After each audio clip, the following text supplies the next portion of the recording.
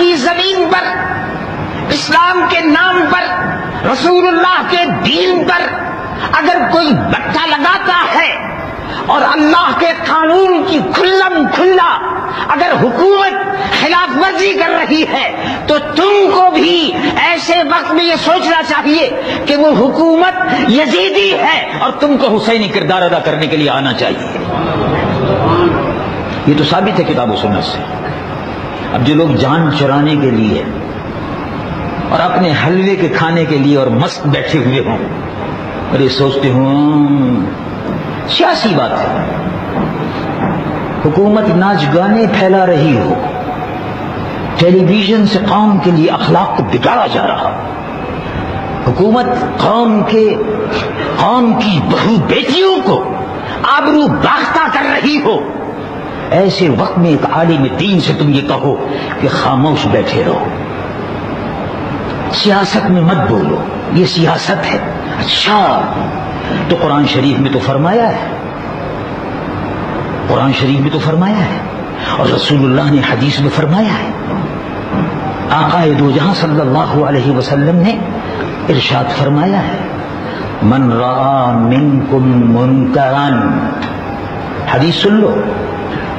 اب لوگ باغوں کو وہ حدیث یاد رہتی ہے جس میں حلوہ کھانے کا ذکر ہے، لوگوں کو وہ حدیث یاد رہتی ہے جس میں قیلولہ کرنا سنت ہے، لوگوں کو وہ یہ حدیث یاد رہتی ہے کہ جس میں رسول اللہ حضور پر نور صلی اللہ علیہ وسلم صحابہ کرام کے آرام کا وقت ہے، وہ حدیث یاد رہتی ہے.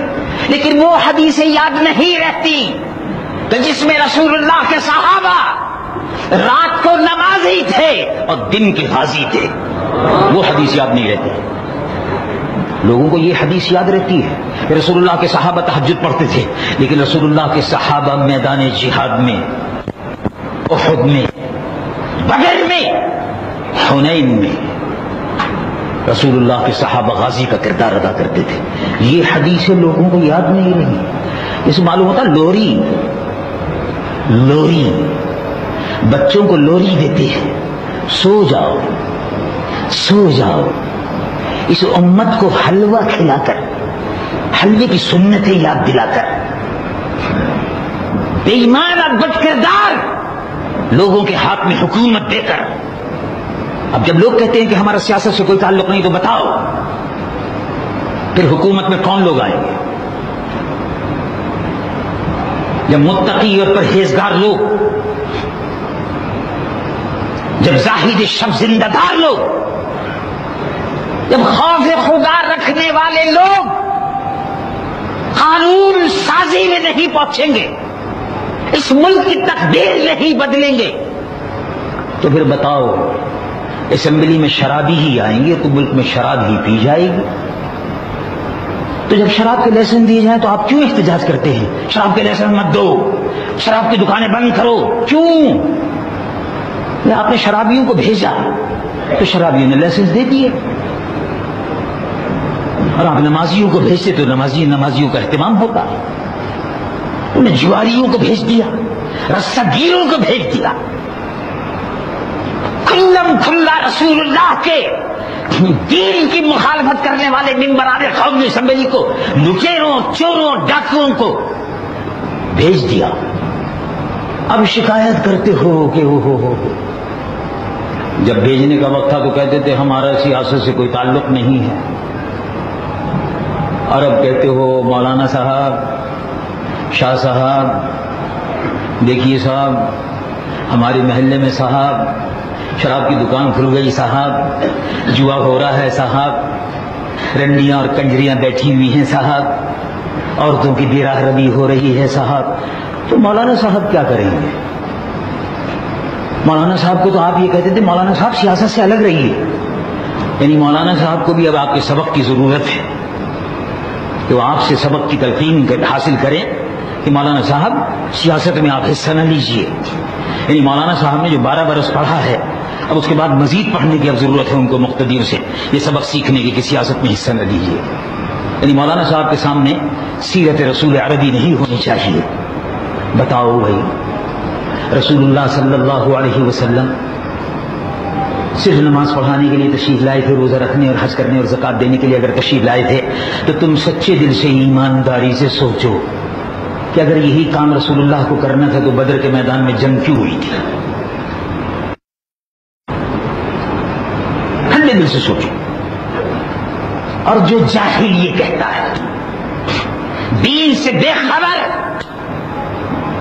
رسول اللہ کے دین سے بے خبر، رسول اللہ کی سنتوں سے بے خبر، اس سے پوچھو کہ رسول اللہ صلی اللہ علیہ وسلم میدان جنگ میں، بدر کے میدان میں عریش مبارک پر ساری رات جاگتے رہے یا نہیں تھے؟ عریش مبارک 17 رمضان المبارک، عریش مبارک، حدیث بخاری شریف میں آتا ہے عریش، ایک جھونپڑی، بانس جھونپڑی رسول اللہ کے لیے تیار کر دی گئی تھی بدر کے میدان میں. عریش. ابو بکر صدیق دروازے پر پہرہ دے رہے تھے اور ابو بکر صدیق فرماتے ہیں کہ میں نے دیکھا ساری رات رسول اللہ صلی اللہ علیہ وسلم بچوں کی طرح سے بلک بلک کر رو رہے تھے اور دعا مانگ رہے تھے اور فرما رہے تھے اللہم ھذہ عصابہ.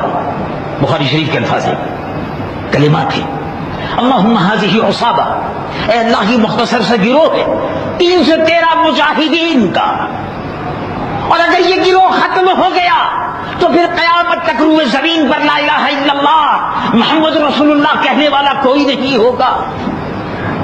اے اللہ فتح و نصرت عطا فرما. اب صبح کا وقت ہوا. ابو بکر صدیق فرماتے ہیں میں رسول اللہ کو روتا ہوا دیکھ کر خود بھی رو رہا تھا، بچوں کی طرح سے حضور بلک کر رو رہے تھے، مجھ سے برداشت نہیں ہو سکا. اور صبح کا وقت جب ہوا تو میرے آقا تلوار لگائے ہوئے ابو جہل کے مقابلے پر میدان جہاد میں بدر میں کھڑے ہوئے تھے. مسلمان فوج کی قیادت کر رہے تھے. جو یہ کہتے ہیں کہ سیاست سنت نہیں ہے، ان جاہلوں سے پوچھو کہ رسول اللہ میدان جہاد میں تلوار لے کر کیوں آئے تھے؟ بدر کے میدان میں صحابہ کی قیادت کیوں کر رہے تھے؟ کفر کا تختہ لوٹنے کے لیے، منافقین کا تختہ لوٹنے کے لیے رسول اللہ کس لیے میدان جنگ میں آئے تھے؟ یہ بھی سنت ہے یا نہیں ہے؟ لیکن بہت بھاری سنت ہے، یہ بہت بھاری